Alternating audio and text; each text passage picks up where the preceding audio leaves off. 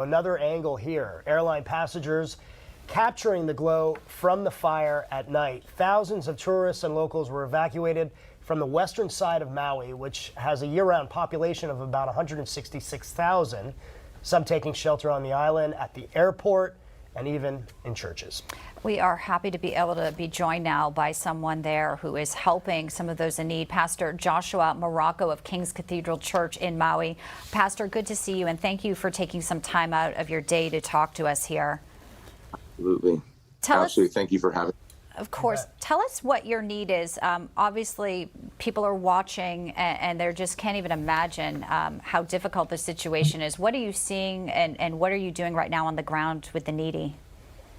Well, the needs are pretty profound. We're still in a point where we really don't know the magnitude of everything that's going on. They've been letting small groups back into Lahaina to try and gather information and a little bit of reconnaissance there. But we're trying to send out water, gasoline. A lot of cars were left in the city. And so people are trying to get their vehicles and get out of Lahaina.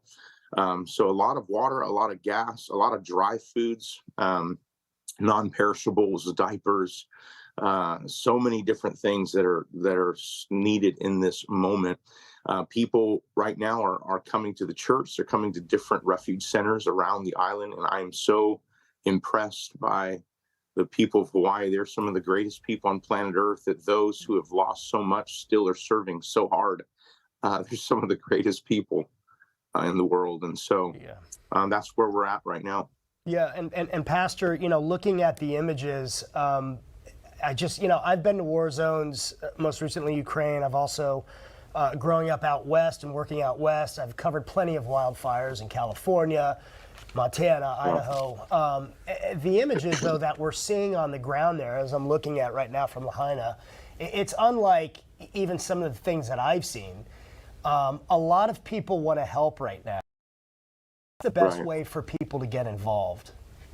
Well, you also have to be really careful, because there are times right now where there are people that try and take advantage of these moments. So I would make sure that if you're sowing into trying to bless people and trying to help in this moment, make sure you're giving to a reputable organization. We've set up a link, our Maui Relief Fund, on our website, kingscathedral.com. If you'll go there on the front page, there's a Maui Relief Fund banner. You just click on that banner and you can give. Right now, everything that comes in is going to help the families of not just our church, but the entire island. We have a lot of different strategies. We're going to be setting up some temporary homes. We're going to be making a base camp in Lahaina as soon as they'll open it to us, and trying to help people. City Serve has been such an incredible blessing to us, and different organizations, even like Convoy of Hope. So if you can give, you can serve. I definitely don't recommend people coming to Maui right now. Just kind of be there in prayer and be there to give. And there's going to come a moment where we're going to need a lot of people to be here to help. Well, certainly the power of prayer, it works, and we know that you are getting a lot of that from around the world. But I think at this point, you're probably still in sort of crisis mode, where a lot of people, they don't know what they have left. They don't know what they're going back to. So part of this will not just, you're sort of still in this emergency outreach part, Pastor. But as someone who's lived on the island, how do you think you guys will fare and get through this? What will be what will be your goal as you help people in your community?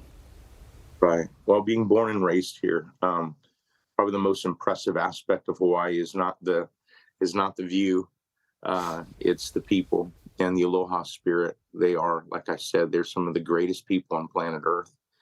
They are rallying together, families helping families, giving like they've never given before.